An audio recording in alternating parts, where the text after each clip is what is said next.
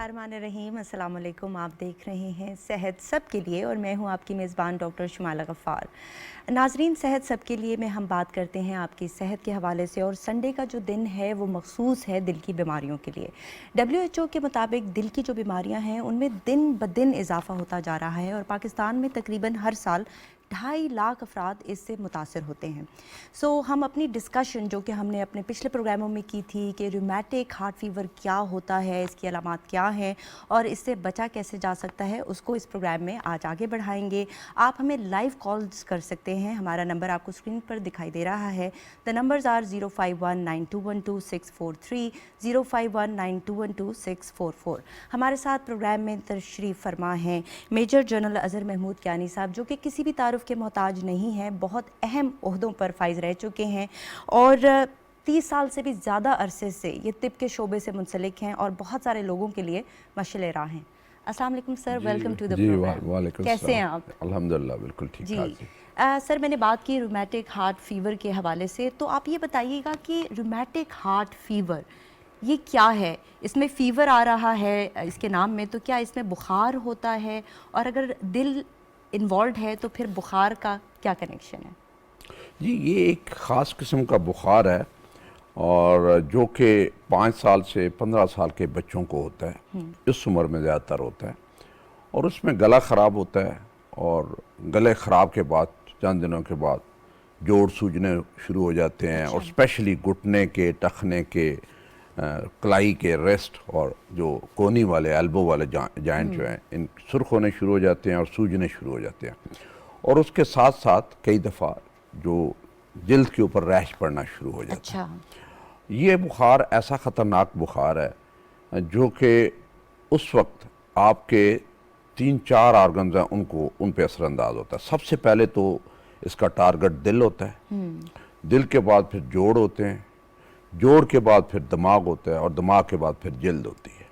और इन चारों पे इसके सिम्टम्स जो हैं वो आते हैं और आपको पता चलता है। कुछ लोग हैं जिन्हें बुखार होता है, फिर बुखार के कुछ दिनों के बाद जोड़ सूजने शुरू हो जाते हैं, फिर स्किन पे रैश आ जाता है।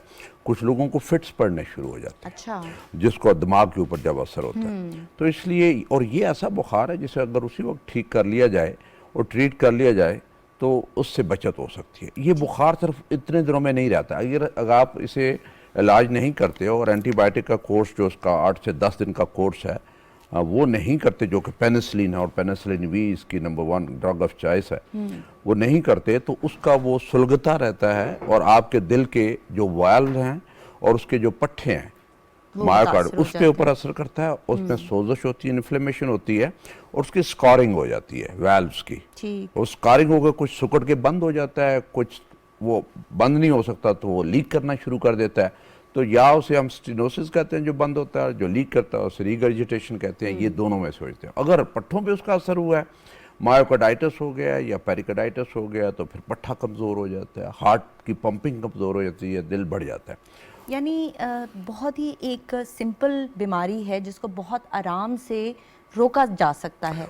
ये कि उसकी टाइम पे तशखीस हो जाए, टाइम पे इलाज हो जाए तो ये बिल्कुल ठीक हो जाता है। और कई दफ़ा जब अगर इसका मामला इसका सुलगने वाला रह जाए, इसके चंद एक ब्लड टेस्ट होते हैं जो रूटीन वाले टेस्ट होते हैं, उसमें पता चल जाता है।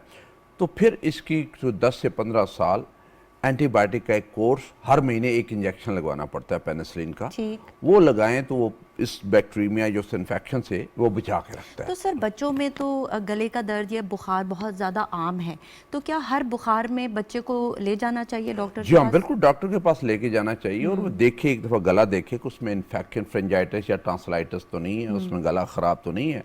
अगर गला ख़राब है और साथ जो है वो बुखार है तो नॉर्मली तो वो आप टेस्ट करेंगे तो ब्लड टेस्ट में आ जाएगा या एसोटेटर आ जाएगा। फिर अगर उसमें से आप स्वाब लेंगे और ग्रो करवाएंगे तो बैक्टीरिया आ जाएगा, वो जो स्टेप्टोकोकस आ जाएगा, ग्राम पॉजिटिव जो है वो इसका मेन जो बैक्टीरिया वो होता है और वो पेनिसिलिन को रिस्पॉन्ड करता है। और अगर आप पेनिसिलिन नहीं है तो ये एम्पिसिलिन है, आप इससे या मॉक्सिसिलिन उससे आप कर सकते हैं। पेनिसिलिन से एलर्जी है तो फिर इथ्रोमाइसिन वो आप दे सकते हैं। लेकिन इसका इलाज 8 से 10 दिन का कोर्स जो है वो पूरा होना चाहिए और ठीक हो जाता है। ठीक, यहाँ पर एक कॉलर है हमारे साथ। जी अस्सलाम वालेकुम। जी वालेकुम सलाम। जी, कौन कहाँ से बात कर रहे हैं? जी मैं इमरान हुसैन खारिया से बात कर रहा हूँ। जी, सवाल पूछे। जी सवाल मैडम ये है कि मेरा बेटा है तकरीबन 2.5 साल का। तो रिसेंटली हमने उसको चेक कराया है CMH खारी। तो उन्होंने बताया कि इसका जो दिल है वो राइट राइट साइड के ऊपर है। तो मैं डॉक्टर साहब से पता करना चाहता हूँ ये कोई ज्यादा साइड इफेक्ट तो नहीं है प्लीज? उसको कोई अलामात आ रही हैं? जी नहीं, सिर्फ छाती के ऊपर जो इंस्पेक्शन थी उसमें ये था कि जब हम CMH को लेकर गए हैं तो उन्होंने जब टेस्ट वगैरह किए तो उन्होंने बताया जिसका जो दिल है वो राइट साइड के ऊपर है। ठीक है, उसमें बहुत अच्छा। एको उनका करवाया था, एको अल्ट्रासाउंड दिल का? जी अभी उन्होंने रेफर किया है पिंडी में, FIP में। जी, उन्होंने जी, कोई तो बताया था प्लीज कोई उसमें सुराख वगैरह है या कोई वाल्व वगैरह लीक कर रहा है? नहीं, डॉक्टर साहब ऐसी कोई बात उन्होंने नहीं बताई। सिर्फ उन्होंने ये रेफर किया, उन्होंने ये बात लाजमी कहा है कि कोई खतरे वाली बात नहीं है। जी ठीक है, बिल्कुल बिल्कुल। ठीक। जी, बहुत शुक्रिया कॉल करने का। डेक्स्ट्रोकार्डिया है सर, जी। किसी और वजह से ये डॉक्टर के पास गए थे और डायग्नोज हुआ है कि इनका दिल जो है वो राइट साइड पे है। जी हाँ, ये कम बच्चों का होता है दिल राइट साइड पे, और दिल का राइट साइड पे होना इतना ख़तरनाक नहीं है। लेकिन जब कई दफ़ा जब अपनी जगह से दूसरी साइड पे चला जाता है तो कई दफ़ा उस पर पैदाइशी तौर पे कोई नुकाइस होते हैं। ठीक।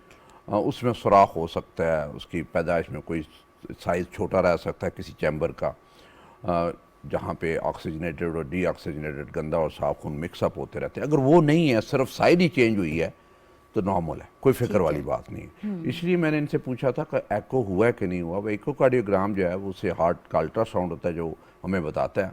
अगर वो सही नॉर्मल आ जाता है तो फिर इन्हें फिक्र करने वाले को नॉर्मल लाइफ को गुजारे। तो ये करवा लें एको ये एक करवाना ज़रूरी है। ये तो मैं कहूँगा कि इस आपकी प्रोग्राम के तवसत से कि जब भी बच्चा पैदा हो और आपको कोई शक हो तो उसका एक बच्चों के स्पेशलिस्ट, बच्चों का दिल का स्पेशलिस्ट यानी पीडियाट्रिक कार्डियोलॉजिस्ट, उससे एक अगर आपको बचपन में हो जाए तो आपका ये पता चल जाता है कि हार्ट नॉर्मल है, पैदाशी तौर पे उस पर कोई नुकाइस नहीं है। तो ये शुरू में आपको पता चलता है, ये एक अच्छी जरूर करवा ये लेना अच्छी चाहिए। इन्फॉर्मेशन होती है जो आपको पता चल जाना चाहिए। तो अगर आप अफोर्ड कर सकते हैं, ये टेस्ट इतना महंगा भी नहीं है, 2-3 हज़ार का टेस्ट होता है, वो आप करवा लें और आपको पता चल जाए कि बच्चे का दिल नॉर्मल है, आपको पैदाइशी तौर पे नुकाइस नहीं है, तो आप भी रिलैक्स होते हैं। जी कोई सर, ऐसा हमारे मसला नहीं। मुल्क में प्रॉब्लम ही ये है कि लोग डॉक्टर के पास भी तब जाते हैं जब प्रॉब्लम बहुत ज़्यादा बढ़ चुका होता है। इसी तरह इन्वेस्टिगेशंस भी तभी करवाते हैं जब कोई मसला उनको दरपेश होता है। लेकिन अगर प्रिवेंशन की बात की जाए तो बहुत ज़्यादा ज़रूरी है कि अपने टेस्ट बर वक्त करवा लिए जाएँ।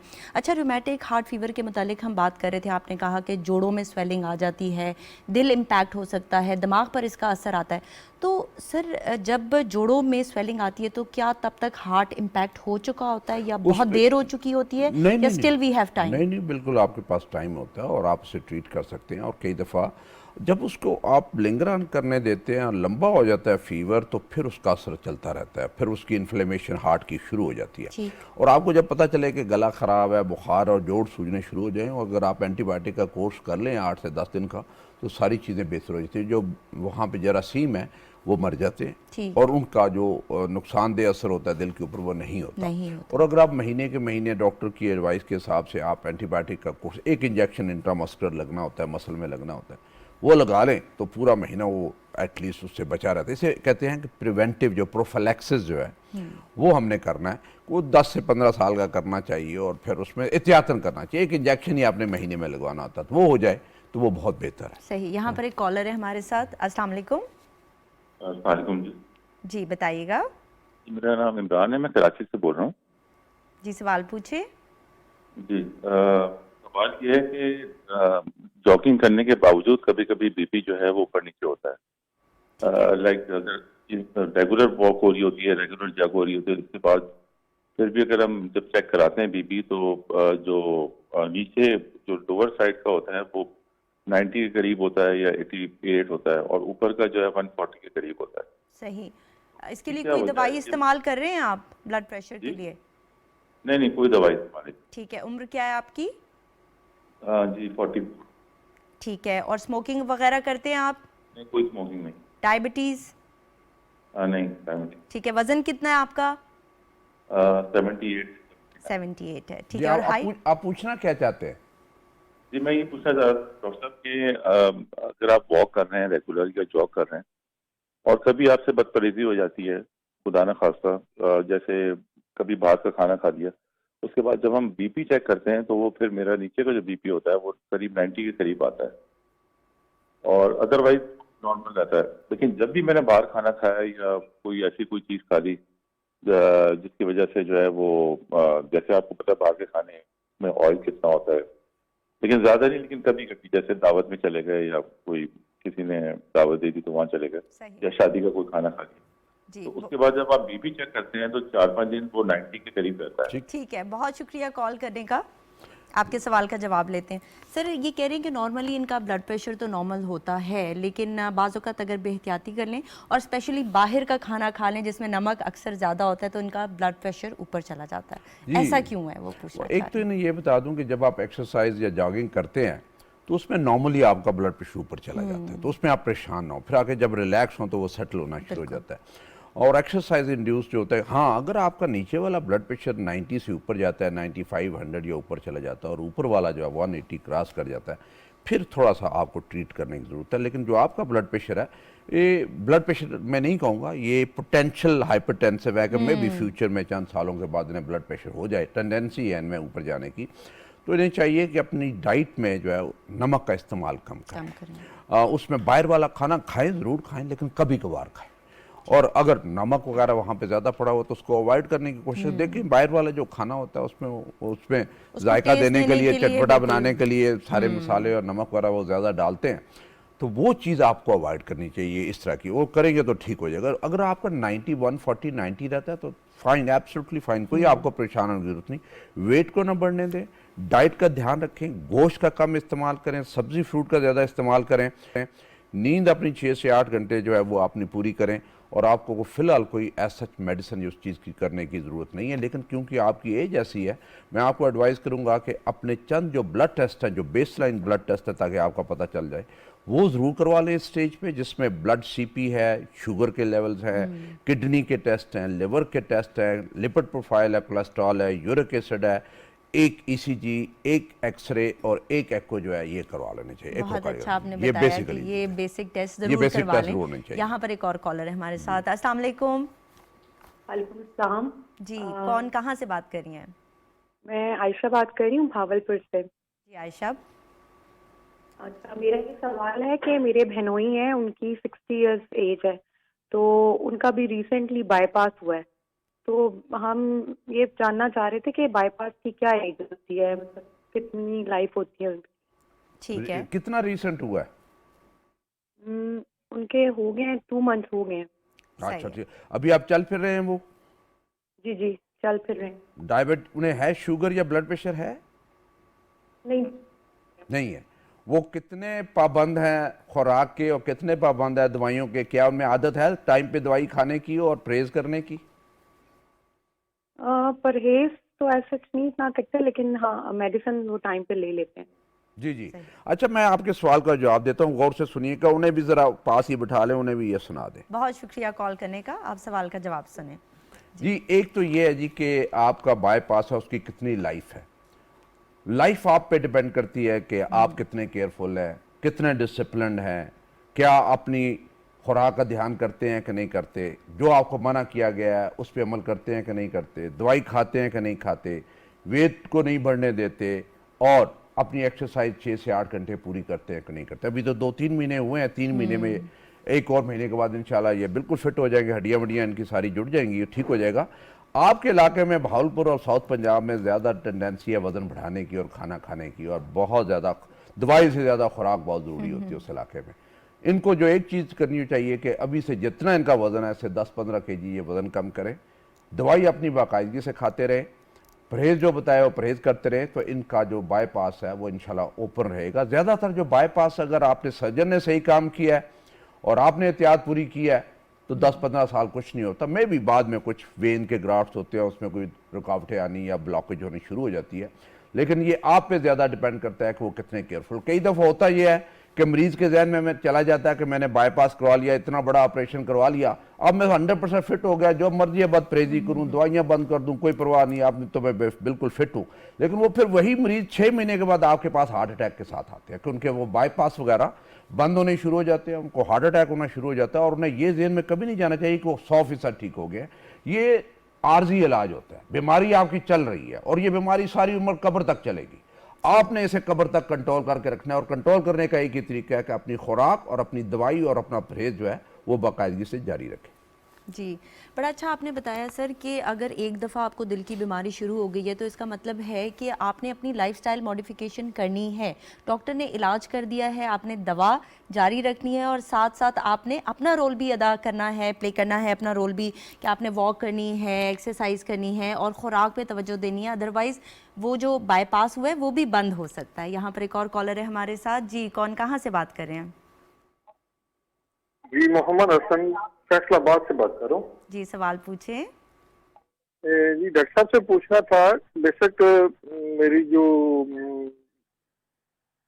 ड्यूटी है या मेरी ना मुलाजमत है वो ड्राइवरी की है, और मैं अक्सर गाड़ी चलाते हुए जब वो एसी की कूलिंग आती है तो मेरे दिल पे दर्द होता है। ठीक है। तो इसकी क्या वजह है? कोई हार्ट का मसला है, प्रॉब्लम है, या कोई और इसका मसला है? ये दर्द आपको सिर्फ ड्राइविंग करते वक्त आता है या कोई काम करते वक्त, वजन उठाते वक्त भी आता है?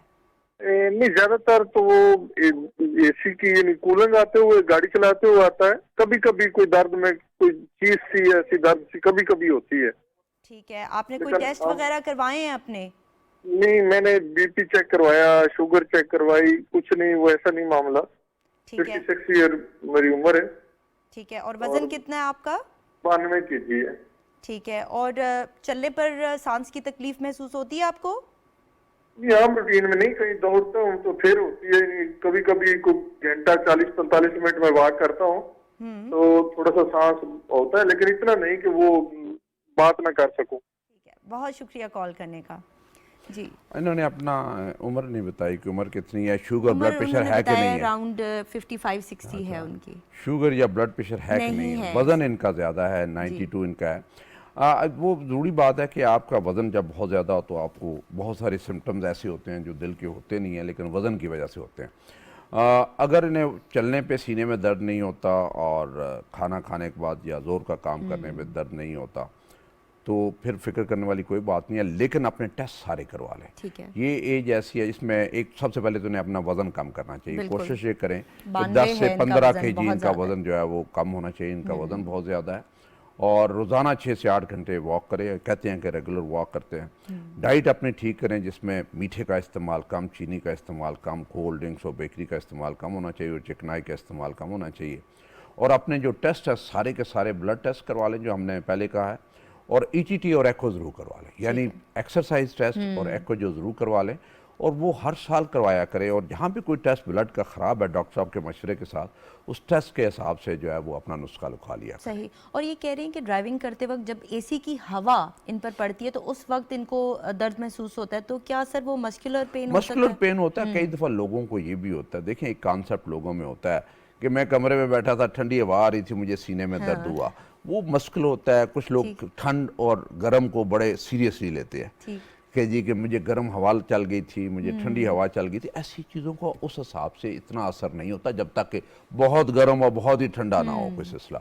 बेसिकली जो हार्ट का मसला, आप देखा, कोशिश ये किया करें, देखें कि आपको चलने से कोई सीने में दर्द तो नहीं होता, बिल्कुल। आपको वजनी चीज़ उठाने से कोई सीने में दर्द तो नहीं होता, आपने अगर पेट भर के खाना खाया हुआ तो उस वक्त दर्द तो नहीं होता, आप सीढ़ियाँ चढ़ते हैं तो उस वक्त दर्द तो नहीं होता, गुस्सा करते हैं या ऊंचा बोलते हैं उस वक्त दर्द तो नहीं होता। अगर ऐसे दर्द होता है वो हार्ट की तरफ जाता है, वो फिर हार्ट का उसको डिग आउट करने की ज़रूरत है, उसकी तशखीस करने की ज़रूरत है, फिर आपको टेस्ट और डॉक्टर साहब के पास जाने की ज़रूरत है। और कई दफ़ा जब आप डॉक्टर साहब के पास जाते हैं आपकी ECG भी नार्मल होती है, बाकी टेस्ट भी नार्मल होते हैं, लेकिन अगर आपको चलने से वो दर्द हो रहा है तो फिर आपके अगर वो टेस्ट नॉर्मल भी हैं फिर आगे CT एंजियो या एंजियोग्राफी ज़रूर होनी चाहिए। मजीद टेस्ट होने चाहिए। जी हाँ। यहाँ पर एक और कॉलर है हमारे साथ।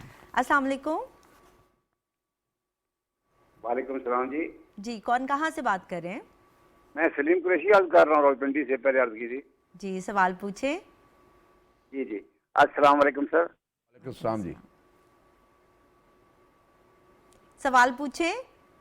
जी सर, मैंने 2010 में मेरा बाईपास हुआ था।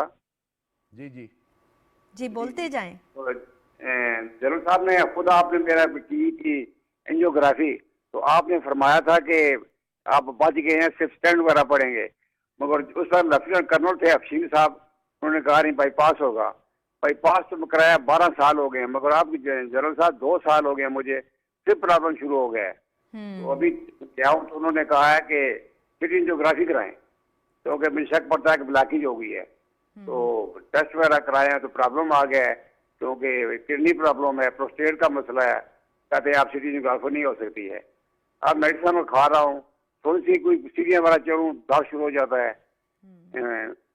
उन्होंने तो कहा है कि आप वॉक भी नहीं करनी है, मस्जिद भी नहीं जाना है, नमाज घर पढ़नी है, कोई वजन पड़ा ही 5-6 किलो से ऊपर उठाना नहीं है। हालांकि मैं प्रॉपर 12 साल से मेडिकल प्रॉपर खा रहा हूँ, कोई बदतमीजी भी नहीं कर रहा हूँ, खाना भी नॉर्मल, सुबह चपाती खाता हूँ, रात को खाता हूँ, दिन को कोई भी खाना खाता नहीं हूँ। तो सर बड़ा परेशान हूँ, मेरे लिए क्या हुक्म है, कोई फरमाए, कोई ऐसी एडवाइस करें, कुछ दवाई वगैरह मेडिसिन वगैरह।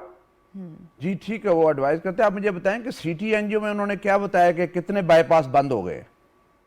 उन्होंने सिटी एंजियोग्राफी तो हुई नहीं है ना सर, उन्होंने कहा कि अब हो सकती ही नहीं है। अच्छा, वो गुर्दे के टेस्ट के हुए, गुर्दे के टेस्ट में आपके यहाँ क्या खराबी आई है? क्रेटिनिन आपकी कितनी आई है? कहते हैं छोटा स्टोन है और 29 वगैरह वो थोड़ा ज्यादा है। कितना ज्यादा है आप बता सकते हैं? आपके सामने टेस्ट पड़ा है? ये आपके सामने क्रेटिनिन का टेस्ट पड़ा है, वो मुझे बता सकते हैं कि कितनी क्रेटिनिन है? अभी तो मेरे पास सर नहीं है, मैं गाँव में आया हुआ था, बच्चों के पास है, मेरे पास फिलहाल नहीं है। ठीक है, चलें ठीक चलें है। आपके सवाल का जवाब लेते हैं। बहुत शुक्रिया कॉल करने का। जी देखिए, अभी आई थिंक इन्होंने प्रेज भी किया, जैसे मैंने कहा कि ये बीमारी है जो कि रुकती नहीं है। ठीक है। इन्होंने प्रेज किया, दवाई भी बाकायदगी से खाते रहे और फिर भी इनके बीच में अभी ब्लॉकेजेस, आई थिंक जब ये पेन शुरू होता है, जब बाईपास वगैरह बंद होने शुरू हो जाते हैं, अभी सीटी एंजियो करेंगे तो यानी उसको इनका पता दिल अब चलेगा बोल रहा है कि मुझे प्रॉब्लम है। जी, एक तो ये वजह हो सकती है कि वो बाईपासेस वगैरह बंद हो, दूसरी वजह ये हो सकती है किसी नई जगह पे नई बीमारी आ गई हो और उसको कंट्रोल करने की जरूरत है। अगर ये एहतियात ना करते तो इनके बाईपास हो सकता है 4-5 साल में बंद हो जाते, बहुत पहले बंद हो चुके होते।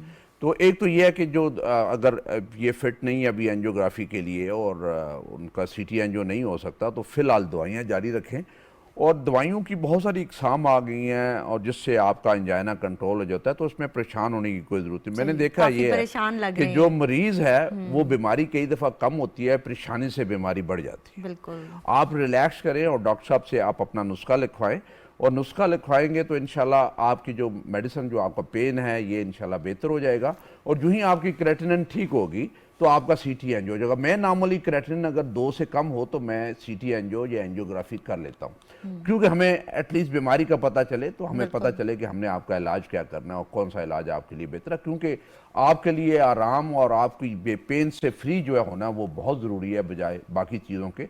तो मुझे क्रेटिनिन पता होती तो मैं अभी इन्हें एडवाइस कर देता, इन्हें क्रेटिनिन टेस्ट करवा के 2 से कम है तो डॉक्टर साहब से मशवरा करके सीटी एंजियो जरूर करवा लें, ताकि आपको पता चले कि आपके कितने बाईपास बंद है, कोई बंद भी है कि नहीं बंद, और हमने आगे क्या करना है। यहाँ पर एक और कॉलर है हमारे साथ। जी, कौन, कहाँ से बात कर रहे हैं? जी मोहम्मद खालिद बात कर रहा हूँ। जी खालिद साहब, सवाल पूछें। जी मेरा ना 3-4 साल पहले बाईपास होना था, मेरी 3 वेनें बंद है। ठीक है। तो फिर 3 वेन्स बंद हैं दिल की जी। तो डॉक्टरों ने फिर मुझे, डॉक्टर साहब ने मुझे कहा था कि आपका बाईपास होगा। जब मैं बाईपास के लिए गया तो उन्होंने कहा कि आपके दिल के पट्टे बहुत वीक हैं। उस वक्त 17% आई थी उनकी कैपेसिटी। अच्छा। तो मैं पूछना चाह रहा था कि अब मैं क्या करूं? उम्र ठीक है। कितनी? उम्र कितनी है आपकी? उम्र मेरी 65 साल है जी। ठीक है। शुगर, ब्लड प्रेशर वगैरह है आपको? शुगर है जी, ब्लड प्रेशर नहीं है। शुगर कंट्रोल्ड है आपकी? जी शुगर कंट्रोल। ठीक है। सिगरेट वगैरह पीते हैं? जी सिगरेट पीते हैं आप? सिगरेट कभी कभी पीता हूँ जी। ठीक है। कोई दवाई वगैरह इस्तेमाल कर रहे हैं? डॉक्टर ने कोई दवाई दी थी? दिल की दवाई खा रहा हूँ जी। ठीक है। तो अभी आपको क्या दर्द आता है दिल का?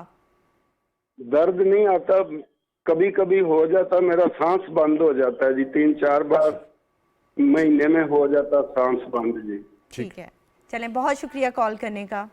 जी, आई थिंक इनका मेन मसला जो है वो हार्ट इनका वीक है, 3 नालियां बंद हैं और बाईपास नहीं हो सकता।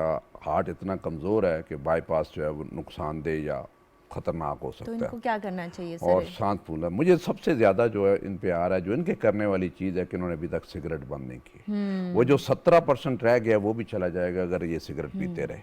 बिल्कुल। ठीक है, इनका ऑपरेशन नहीं हो सकता क्योंकि रिस्की है, और दवाई ने जो है वो डॉक्टर साहब एडजस्ट कर दें। इनका मेन जो भी मसला है वो सांस वाला मसला, दर्द वाला तो मसला है नहीं है, तो बाईपास की भी ज़रूरत नहीं है। ठीक बस है। ये दवाइयाँ लें कि इनका सांस ठीक हो, और आज से ये जो है कोशिश करें कि सिगरेट ना पिए। ये आज वादा से ना, कर लें हाँ, अपने ये आप वादा से। कर लें, बिल्कुल। क्योंकि आपके बहुत मसले हैं और बड़े सीरियस मसले हैं आपके, और आप भी उस पर जो है वो ज़्यादा सीरियस नहीं है सिगरेट बंद करने में। दवाई अपनी बाकायदगी से लें और परहेज़ करते रहें। नमक आपके लिए बहुत ही नुकसानदेह है, आपकी तरकारी में कम नमक होना चाहिए, आटे चाय में नमक नहीं होना चाहिए, नमक किसी चीज़ पे लगा के नहीं खाना चाहिए, क्योंकि वो आप नमक ज़्यादा इस्तेमाल करेंगे आपके फेफड़े पानी से भर जाएंगे और आप उस पानी में खुद डूब जाएंगे। बिल्कुल। तो इसलिए एहतियात, दवाई बाकायदगी से, और बाईपास को भूल जाए कि बाईपास वगैरह अब सिर्फ दवाइयों से आपने सर कंट्रोल कोई करना है, और और वो आपके तरीका डॉक्टर साहब ने इलाज कंट्रोल है करना है। अगर बाईपास नहीं हो सकता, जितनी मेडिकल साइंस ने इतनी तरक्की कर ली है, बहुत सारी इनोवेशंस हो रही हैं, तो कोई और तरीका इलाज अभी नहीं, तक देखिए जी, मेरी जितने भी लोग हैं जिनकी नालियां बंद हैं, हार्ट कमज़ोर हैं या हार्ट नहीं कमज़ोर, और वो बाईपास नहीं करवाना चाहते, नहीं उनका दिल मान रहा, डर रहे हैं, उन्हें खौफ है और उसके बावजूद नहीं कर रहे, और नहीं दिल मानना, तो ना करें, लेकिन ठीक है। दवाई बाकायदगी से खाएं। वो दवाई खाएं जिससे आपको आराम आ जाए, आपको चलने से सीने में दर्द ना हो, आपकी सांस ना फूले, और जो एहतियात आपको एहतियात बताए करें। उस पर अमल करें। सही। हाँ, जब दवाइयों का भी असर ख़त्म हो जाए और आपको तकलीफ होना शुरू हो जाए, फिर बाईपास या ट्रीटमेंट फिर मजबूरी है, फिर उसके अलावा चारा। दैट मीन कि अब आपकी दवाइयों ने भी, वो काम भी छोड़ थक गई दिए। हैं, वो काम करना छोड़ दिया है, अब दवाइयों के बस की बात नहीं रही, अब आपको कोई और काम जो अपना इलाज है वो करवाना पड़ेगा। अगर नहीं करता तो दवाई, लेकिन दवाइयाँ ना छोड़। मैंने देखा कि बहुत सारे हमारे वो मरीज जिनका नहीं दिल करता या ज़हन नहीं मानता कि हमने बाईपास नहीं करवाना या स्टेंट नहीं डलवाना, लेकिन अपनी दवाइयाँ ठीक रखते हैं, तो वो फिर उनके सिम्टम ठीक रहते हैं, अपने रोज़ाना का जो काम काज है वो भी करते रहते हैं और उन्हें कोई प्रॉब्लम नहीं होता। लेकिन उस मरीज़ को होता है जो लापरवाह होता है, दवाई छोड़ देता है, बीच में कहता है जी मैंने परवाह नहीं करनी, फिर एक दिन अचानक हार्ट अटैक के साथ, कमज़ोर हार्ट के साथ आता है, जी अब इसको ठीक कर दो, और वो टाइम गुजर चुका होता है, फिर आप उसे ठीक नहीं कर सकते। फिर बहुत वो देर मरीज़ हो के लिए चुकी बहुत होती है। तकलीफदेह चीज़ होती सही। है। यहाँ पर एक और कॉलर है हमारे साथ। अस्सलाम वालेकुम। वालेकुम अस्सलाम। जी, कौन कहाँ से बात कर रहे हैं? हाँ जी, शकील अख्तर बात कर रहा हूँ फैसलाबाद से। जी शकील, सवाल पूछे। तो मैम मुझे ये मसला है, डॉक्टर साहब से ये बात करनी थी कि 2017 में ना मुझे अटैक हुआ था, ठीक है तो हार्ट अटैक हुआ था। जी, तो बोलें। मैंने, हाँ जी, एंजियोग्राफी कराई थी, तो उन्होंने बोला था 2 वेन बंद है, और स्टंट उस वक्त डलवाए थे मैंने, और 2 में से एक स्टंट डला था। एक वो कह रहे वो आपकी ना वेन बिल्कुल पिचकी हुई है, वो उसमें स्टंट नहीं डलेगा। तो वो मेडिसिन मेरी जारी है, वो मैं खा रहा हूँ, लेकिन जब मैं चलता हूँ तो मेरे ना सीने में दर्द होता है। ठीक है। तो डॉक्टर साहब से ये पूछना था भी ये क्या मसला है, भी अगर मेरा स्टंट भी डला है, मेडिसिन भी मेरी जारी है, मैं खा रहा हूँ, लेकिन मुझे सीने में दर्द क्यों हो रहा है, ठीक क्यों है। होता है? उम्र कितनी है आपकी? उम्र मेरी 50 साल। ठीक है। Sugar, blood sugar, blood pressure है आपको? नहीं, वो नहीं है। सिगरेट। अच्छा, सिगरेट पीते हैं आप? मैं सिगरेट नहीं पीता। ठीक है, यानी आप एहतियात पूरी कर रहे हैं। जी जी, हाँ जी, एहतियात पूरी कर रहा हूँ, खाने पीने की भी एहतियात कर रहा हूँ, लेकिन मेरे सीने में दर्द होता है जब मैं चलता हूँ, अगर ज्यादा चलता हूँ। ठीक है। वजन कितना है आपका? वजन मेरा यही 90 है, 90 के। और हाइट कितनी है आपकी? हाइट 5 फुट 5.5 फुट है। सही है। बहुत शुक्रिया कॉल करने का। आपके सवाल का जवाब लेते हैं। जी जी, आई थिंक Overweight है। हाँ, एक तो ओवरवेट है, हाँ। और दूसरा इनको 2 नालियां बंद थी, एक वो स्टंट डाला, दूसरों को उन्होंने समझा होगा वो छोटी है, उसको डालने का फ़ायदा नहीं है, नहीं डाला। तो अभी जो इन्हें मसला हो रहा है, और अब ये दवाई symptomatic बाकायदगी से है। खा रहे हैं, तो हो सकता है दूसरी नाली की वजह से हो रहा हो। तो अपने डॉक्टर साहब से सबसे पहले तो आप अपना नुस्खा जो है उसको ठीक करवाएं, और ये जो, ताकि आपको दर्द ना हो। और अगर नुस्खे के बावजूद आपको जो ये दर्द होता है, तो फिर या सीटी एंजियो या एंजियोग्राफी आप दोबारा करवाएं, ये जानने के लिए कि क्या वही जो नाली जिसको छोड़ दिया था वो आपको प्रॉब्लम दे रही है, या स्टेंट बंद हो गया है, या नई किसी और नाली में नया मसला आ गया है। बिल्कुल। क्योंकि 5 साल हो गए आपको ये स्टेंट डलवाए हुए, तो इसलिए इसका चेक करना बड़ा ज़रूरी होता है। नॉर्मली तो मैं कहता हूँ कि जिन लोगों ने स्टेंट डलवाया हो, जिन लोगों ने बाईपास करवाया हो, वो साल में एक दफ़ा अपनी ईटीटी या स्ट्रेस टेस्ट जरूर सही। करवा लिया करें। वो हमें थोड़ा सा गाइड करते रहते हैं कि कितना इनका ठीक चल रहा है, स्टेंट सही चल रहा है या बाईपास सही चल रहा है, वो करवाना बहुत ज़रूरी है। क्योंकि इनको भी सिम्टम ज़्यादा हैं तो डॉक्टर साहब के पास जाके नुस्खे में दवाइयाँ कुछ और लिखवाएं या उनकी खुराक ठीक करवाएं। अगर उससे आराम आ जाए तो ठीक है, नहीं आराम आता तो फिर आप सीधी सीधी अपनी एंजियोग्राफी करवाएं। और एंजियोग्राफी ऐसा टेस्ट है जो हमें 100% बता देता है कि कौन सी हाँ, आर्टरी नालियों ब्लॉक्ड की है। क्या हालत है सही। और क्या हमने किस इलाज से जो इस मरीज़ के लिए बेहतर होगा, क्या दवाइयाँ बेहतर होंगी या स्टंट बेहतर होगा या बाईपास बेहतर होगा। तो इन्हें मुझे मशवरा है कि ये टेस्ट करवा लें। टेस्ट करवा लें। अच्छा सर, हमने अलामात की बात की कि दिन के वक्त अगर वो काम कर रहे होते हैं तो उनको दर्द आता है या सांस फूलता है। बाज़ लोगों को नींद में भी सांस लेने में तकलीफ़ होती है, तो क्या वो भी दिल का मसला हो सकता है अगर उनको स्टेंट पहले डल चुके हैं और अगर वो टेस्ट वगैरह करवाते हैं और टेस्ट उनके ठीक आ रहे हैं लेकिन रात में सांस बंद होने की वजह से उनकी आंख खुल रही है, तो क्या ये दिल का मसला है या बिल्कुल, एंग्जाइटी है, बिल्कुल। क्या है? नहीं, देखिए जब रात को सोए हुए किसी की अगर आंख खुलती है ना तो एंग्जाइटी नहीं होती, ठीक है। वो एक्चुअल मसला होता है, वो वाकई मसला होता है। मैं हमेशा ये कहता हूँ कि रात का दर्द, सीने का वो दर्द जो आपको जगा दे, वो हमेशा दिल वाला होता है जब तक साबित ना हो जाए कि ये दिल वाला ये है। नहीं उसको सीरियसली लें ठीक। और आप फौरन डॉक्टर के पास उस वक्त चले जाएं या सुबह ज़रूर चले जाएं। कई दफ़ा सुबह का आप इंतज़ार करते हैं तो लेट हो जाता है मामला। इसलिए जब आपको तकलीफ है, जो जगा देता है ना, वो आपका हार्ट अटैक है। सही। उसको हार्ट अटैक तसव्वुर करें जब तक साबित ना हो कि वो नहीं है। और अगर सांस फूल जाता है तो इसका मतलब यह है कि आपके लेटने से या तो वही दिल की नालियां बंद है या फिर आपका हार्ट इतना कमज़ोर है कि लेटे हुए आपके फेफड़ों में पानी भर जाता है, तो वो आपकी सांस फूलती है और आपको जगा देता है। तो उसमें बेहतर ये होता है कि आप अपने सर का हिस्सा जो है, जो तकिए वाला रेज़ हिस्सा कर है, लें। उसको थोड़ा सा ऊपर कर लें। 2 तकिए 3 तकिए रख लें या बेड के जो नीचे वींटे वींटे रख लें ताकि आपकी सांस रात को ना खराब और हो। अगर सर टेस्ट वगैरह इनके ठीक आ रहे हो तो क्या फिर रिपीट करवाने चाहिए? जी हाँ, देखिए कुछ लोग हैं जिन्हें टेस्ट नॉर्मल आते हैं और लेकिन उन्हें फिर भी सिम्टम्स रहते हैं। कुछ लोगों को सीने में दर्द नहीं होता और उनको अंजाइना या दिल की जगह, दर्द की जगह पे सांस फूलना शुरू हो जाता है, वो उनका मेन सिम्टम होता है। उसको फिर उसकी जो है वो तशखीस करनी बहुत ज़रूरी है कि हो सकता है कि दिल की नालियाँ बंद हो, उसकी वजह से हो सकता है दिल के वाल बंद हो, उसकी वजह से हो सकता है दिल कमज़ोर और पट्टे कमज़ोर हो, उसकी वजह से सांस फूलता हो। तो ये इसका शक निकालना जो है वो बहुत ज़रूरी होता है। अच्छा सर, हमने कहा कि स्ट्रेस जो है वो ओवरऑल हेल्थ को इम्पैक्ट करता है, दिमागी सेहत को, तो क्या दिल को भी स्ट्रेस डैमेज कर सकता है? बिल्कुल जी, बिल्कुल। देखिए स्ट्रेस जब होता है तो स्ट्रेस में आई थिंक बहुत सारे ऐसे मादे जिस्म में सिक्रीट होते हैं जो दिल की रफ्तार को बढ़ा देते हैं, नब्ज़ को तेज़ कर देते हैं और ब्लड प्रेशर को ऊपर कर देते हैं। और जब ऐसे होता है तो आपको अंजाइना होता है और सांस फूलना शुरू हो जाता है। और स्ट्रेस फैक्टर्स में नाली कई दफ़ा सिकुड़ जाती है और कई दफ़ा 20-30% ब्लॉकेज होता है। और जब स्ट्रेस होता है तो 20% 30% है वो क्रैम्प में चली जाती है, स्पैज़म में चली जाती है और नाली बंद होकर आपको हार्ट अटैक करती है। वो जो कि हार्ट अटैक आपको नहीं होना चाहिए था। यानी 70% से ऊपर 80-90% ब्लॉक हो तो तब जाके कहीं जाके हार्ट अटैक हो। लेकिन जो थोड़ा ब्लॉक है वो स्ट्रेस ये फैक्टर करता है उस हार्ट अटैक को पहले ले आता है। अच्छा। और उस स्ट्रेस में आपको हार्ट अटैक हो सकता है। इसलिए वो कहा जाता है जी कि स्ट्रेस जो एक्सट्रीम स्ट्रेस जो है परेशानियों से बचा जाए।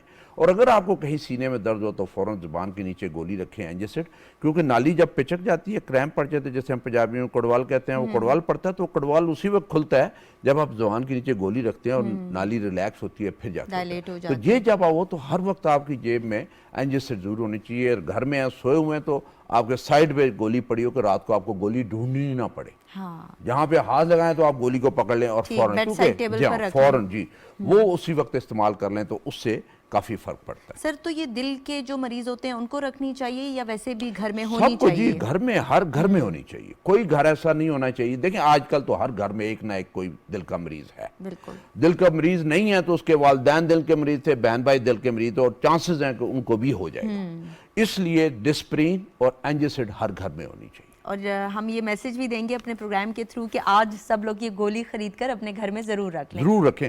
आपका फायदा हो जाएगा, किसी और का फायदा हो, किसी जानने वाले का फायदा हो जाएगा, जिसे जरूरत पड़ गई आप उसे दे सकते हैं। सर, एस्पिरिन की जरा डोज भी बता दें, फिर यहाँ पर एक कॉलर है हमारे साथ। जी, एस्पिरिन एक गोली जो है उसको चबा के खा जाए। ठीक है। हाँ, एक डिस्प्रिन की गोली जो आम स्टोर से मिलती है उसे चबा के खा जाए, वो आपकी डोज। सही। यहाँ पर एक कॉलर है हमारे साथ। जी, अस्सलाम वालेकुम। वालेकुम सलाम। जी, कौन कहाँ से बात कर रही हैं? जी, मैं सियालकोट से सादिया बात कर रही हूँ। जी, सवाल पूछे। मेरे बेटे का नाम सोनम मोसा, उसकी एज 6 साल है। टीवी की आवाज़ बंद कर लें। मेरे बेटे का नाम सोनम मोसा, उसकी एज 6 साल है। उसको फिट्स पड़ते हैं। अच्छा ठीक है, कब से पढ़ रहे हैं उनको फिट्स? 5 माह का था तो पानी में गिरा था। अच्छा बाइक ठीक है, स्लिप हो गई थी तो पानी में गिर गया था। ठीक है। तो उसका इलाज करवा रही हैं आप? जी, उसे एपीवाल सिरप दे रहे हैं, लेकिन उसे फिट्स का कोई आराम नहीं आ रहा। ठीक है, जी तो आप पूछना चाह रही हैं कि क्या करना चाहिए? हाँ जी। न्यूरो फिजिशियन को ठीक है, दिखाएं। आप उनको किसी न्यूरोलॉजिस्ट को दिखाएं या न्यूरो फिजिशियन को, क्योंकि ये दिमागी मसला है। आपके ख़ानदान में किसी को है ये मिर्गी का मसला? नहीं, किसी को भी नहीं। ठीक है, तो आप इसको ही न्यूरोलॉजिस्ट है। ठीक है, आप न्यूरोलॉजिस्ट को दिखा लें, वो इसका बेहतर तरीके से इलाज कर सकते हैं। जी, इसका चिल्ड्रन हॉस्पिटल से इलाज चल रहा था, लेकिन अब थोड़ी देर हो गई है, नहीं जा रहे उधर। ठीक है, और दिल के टेस्ट वगैरह उसके हुए, सब ठीक है? बाकी टेस्ट करवाए जी हैं आपने? जी, सारे टेस्ट हुए हैं उसके, बिल्कुल ठीक है। ठीक है, आपके सवाल का जवाब हम डिटेल में देते हैं। जी सर, आप कुछ जी कहना आज चाहेंगे? बच्चों का फिट वाला है, कई दफ़ा बच्चों को वैसे ही फिट पड़ने शुरू हो जाते हैं फेब्राइल जब फिट्स भी बुखार होते हैं। वगैरह, जी फेब्राइल बुखार होता है। लेकिन ये जब फिट होते हैं तो देखना ये होता है कि फिट ये दिमाग की वजह से हैं या दिल की वजह से। कुछ दिल की बीमारियां हैं जिसकी वजह से फिट पड़ते हैं, और पैदाइशी तौर पर बीमारियां हमारी, स्पेशली ये टेट्रोलॉजी ऑफ फेलो है, टॉफ जो है, जिसमें बच्चा नीला पड़ जाता है और अकड़ जाता है और उसकी फिट पड़ने शुरू हो जाता है। वो आपने वो सही उनसे सवाल किया कि किसी डॉक्टर को दिखा कर उनका एको वगैरह ज़रूर करवा लें। हार्ट रूल आउट हो जाए कि हार्ट की वजह से ये दौरे तो नहीं पड़े। अगर हार्ट की वजह से दौरे नहीं पड़े तो फिर जो मिर्गी के अगर दौरे हैं तो फिर बच्चों का जो स्पेशलिस्ट है या न्यूरोलॉजिस्ट है, न्यूरो फिजिशियन है, दिमाग का जो डॉक्टर है, उसे दिखाएं ताकि इनकी डोज एडजस्ट करें और उनके फिट जो है वो कंट्रोल हो जाए। और कोई फिक्र वाली बात नहीं है, अभी दवाइयाँ इतनी ज़्यादा हैं कि ये जो दौरे हैं और ये फिट्स हैं ये कंट्रोल हो जाते हैं। बिल्कुल। बस एक मुनासिब खुराक और मुनासिब दवाई की ज़रूरत होती है। इन्हें चाहिए कि वहाँ पे जो स्पेशलिस्ट है, बच्चों के स्पेशलिस्ट हैं, या फिर वहाँ पे दिखा दें जो उनके सियालकोट में है, या फिर CMH सियालकोट में बच्चों के जो स्पेशलिस्ट हैं उन्हें एक दफ़ा उनको दिखाएं। ज़रूर दिखा लें। यहाँ पर एक और कॉलर है हमारे साथ। अस्सलाम वालेकुम जी, कौन कहाँ से बात कर रहे हैं? आई थिंक लाइन जो है वो ड्रॉप हो गई है। हम लोग अपने सवालों का सिलसिला जारी रखते हैं। तो सर, हम रिमेटिक हार्ट फीवर की तरफ दोबारा जाते हैं कि रिमेटिक हार्ट फीवर में वालिदैन को क्या ख्याल रखना चाहिए और टीचर्स कैसे अपना रोल अदा कर सकते हैं? देखिए, टीचर्स का बड़ा इंपॉर्टेंट रोल है कि सुबह जब वो बच्चे आते हैं, देखते हैं कि एक बच्चा कल परसों तो बिल्कुल ठीक ठाक नॉर्मल था, आज ज़रा स्लो है और ज़रा बुझा सा है, जैसे हो सकता है बुखार हो, और वो कंप्लेन भी करे कि मेरा गला ख़राब है या मेरे जोड़ों में जो है वो दर्द हो रहा है, तो वो फ़ौरन माँ बाप को इन्फॉर्म करें और उन्हें कहें कि डॉक्टर को दिखाएं। और डॉक्टर को, क्योंकि फिर वहाँ से कई दफ़ा बच्चों को ये बुखार बाकियों को भी फैल सकता है, अच्छा, ये बाकियों एक को से भी दूसरे को लग सकता है। तो वो फ़ौरन ट्रीट हो जाए तो ज़्यादा बेहतर है, क्योंकि टीचर सबसे पहले नोटिस करती है कि आज सुबह बच्चा आया है, एक्टिव बच्चा था, और अभी ब्रेक में हाँ, खेल भी नहीं और रहा, खेल भी नहीं रहा, स्लो हो गया, उस हिसाब से नहीं है, एक्टिव नहीं है, तो वो पहले नोटिस करती है कि बच्चे के साथ कोई थोड़ा सा मसला है। वो फिर अगर वहाँ पे फ़ौरन डॉक्टर को, नॉर्मली तो आइडियली तो मैं चाहूँगा कि हर स्कूल का एक डॉक्टर ज़रूर होना चाहिए, तो वो बच्चों के लिए बड़ा ज़रूरी है कि जहाँ पे उस हर बच्चे की, हर क्लास की उसकी सेहत के बारे में पता होना चाहिए, और जो वहाँ पे जो मसले हैं, छोटे छोटे मसले हैं, वो सारे हल कर सके, और जहाँ उसे ज़रूरत हो कि इस बच्चे को किसी स्पेशलिस्ट को या रेफ़र करने की ज़रूरत है, फिर वो दिखाया जाए। हमारे यहाँ रिसोर्सेज नहीं है, लेकिन और टीचर ये कर सकता है कि पेरेंट्स को ज़रूर बता दे कि बच्चे को दिखा दो। पेरेंट्स अपने बच्चों के बारे में बड़े सेंसिटिव होते हैं, और जो ही उन्हें पता चलता है कोई ऐसा इशू है तो वो फ़ौरन डॉक्टर को दिखाते हैं। वहाँ से वो दिखा के अगर गला वाला ख़राब है तो उसके एंटीबायोटिक शुरू हो जाने चाहिए। और वो रूमेटिक फीवर वाली जो चीज़ है वो बहुत, बच्चों को और वालिदैन को, टीचर्स को, जिस डॉक्टर साहब के पास जाए गला ख़राब हो तो पूछें जी कहीं रूमेटिक फीवर तो नहीं है, खुद पूछें, डॉक्टर को भी सेंसिटिव कर दें, डॉक्टर साहब को पता चल जाए कि यार ये उसके बारे में जानते हैं, अगर रूमेटिक फीवर के बारे में जानते हैं तो मैं रूमेटिक फीवर के टेस्ट ही करवा लूँ, तो वो पता चल जाए और रूमेटिक फीवर की जो इलाज है वो उसका सही मुनासिब टाइम पे हो सके। यहाँ पर कॉलर है हमारे साथ। अस्सलाम वालेकुम। वालेकुम सलाम जी, कौन कहाँ से बात कर रही हैं? जी मैम, मैं तनक बात कर रही हूँ चखवाल से। जी, सवाल पूछे।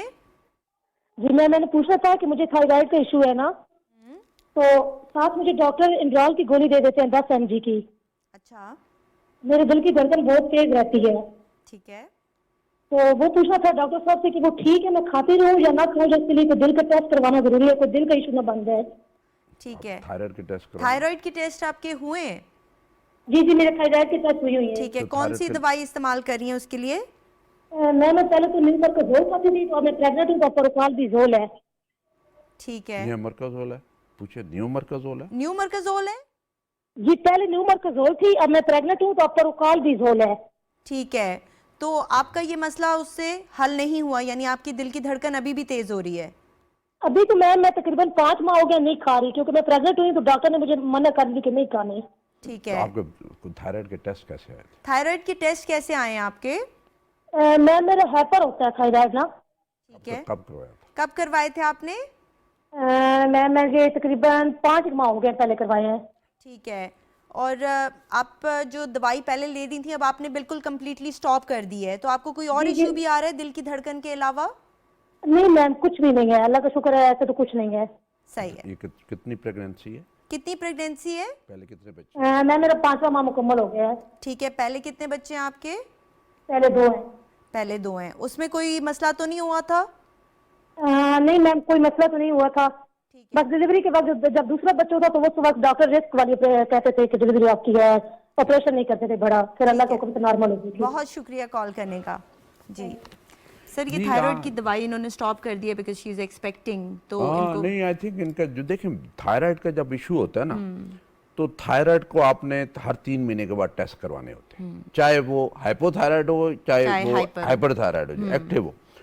तो वो इन्होंने टेस्ट नहीं करवाए 5 महीने हो गए। अगर ये प्रेगनेंसी प्लान कर रही थी या नहीं इन्हें पता था और प्रेगनेंसी हो गई, तो उस फर्स्ट मंथ में इन्हें टेस्ट अपने करवा लेने चाहिए थायराइड के। इनको चाहिए कि एक डॉक्टर ऐसा पकड़ें जो इनके थायराइड को ठीक करे, और दूसरी लेडी डॉक्टर ऐसे पकड़े जिन्हें पता हो कि ये थायराइड वाली पेशेंट है जिसकी प्रेगनेंसी और मैंने प्रेगनेंसी को मैनेज करना है। बिल्कुल, थायराइड को भी कंट्रोल करके रखना है, प्रेगनेंसी को भी मैनेज करके रखना है। और ये अपनी गायनेकोलॉजिस्ट को ये बात बताएं। गायनेकोलॉजिस्ट मैंने नॉर्मली तो गायनेकोलॉजिस्ट को आगे चलना ही नहीं चाहिए जब तक वो ये कहेगी आपका थायराइड कंट्रोल्ड है कि नहीं है, क्योंकि उसमें मिसकैरेजेस हो सकते हैं, उसमें प्रॉब्लम हो सकते हैं, और जो आगे जाके क्राइसिस बन सकता है, थायराइड क्राइसिस बन सकता है, इमरजेंसीज हो सकती हैं। तो ये दोनों की रिस्पॉन्सिबिलिटी बन गई, एक वो डॉक्टर जो इनका थायराइड ट्रीट कर रहा है और दूसरी वो लेडी डॉक्टर जो इनकी प्रेगनेंसी को मैनेज कर रही है। ये दोनों की जिम्मेदारी बनती है कि थायराइड भी कंट्रोल हो और प्रेगनेंसी भी सही तरीके से चले, और ये अपने टाइम पे अपनी ट्रीटमेंट और अपने टेस्ट करवाती रहे। इन्हें चाहिए कि आपने जो पहले थायराइड की जिन्होंने दवाई लिख के दी थी, पहले जाकर थायराइड टेस्ट करवाएं, फिर देखें कि प्रेगनेंसी में अगर वो खराब है,